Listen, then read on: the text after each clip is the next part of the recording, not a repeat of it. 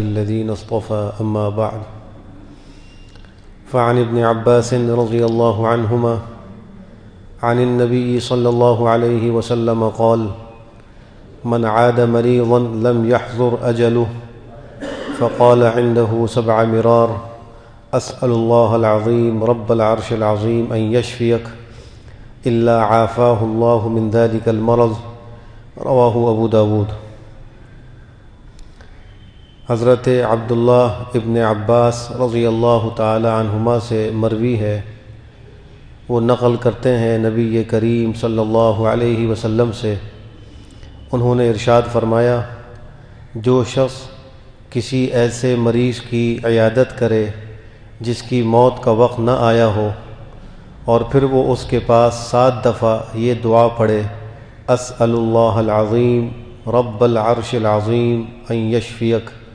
جس کا ترجمہ یہ ہے، اے اللہ میں آپ سے سوال کرتا ہوں جو عرش عظیم کے مالک ہیں کہ اس کو شفا دے دیں،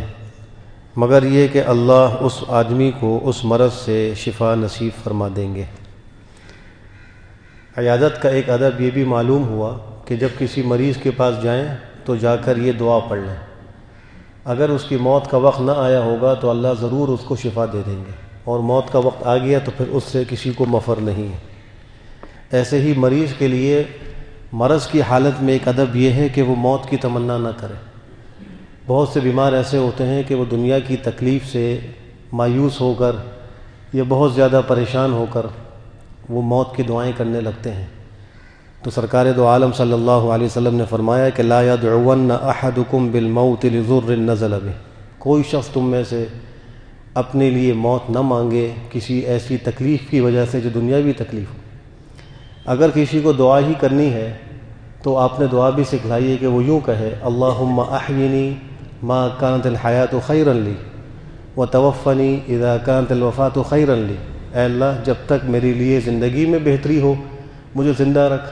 اور جب میرے لیے مرنے میں بہتری اور عافیت ہو تو مجھے موت دے دے۔ تو یہ دعا تو مانگی جا سکتی ہے۔ علماء نے لکھا ہے کہ اگر کوئی دینی مضرت ہے، خدا نہ خواستہ اس کو اپنے ایمان اور عقیدے پر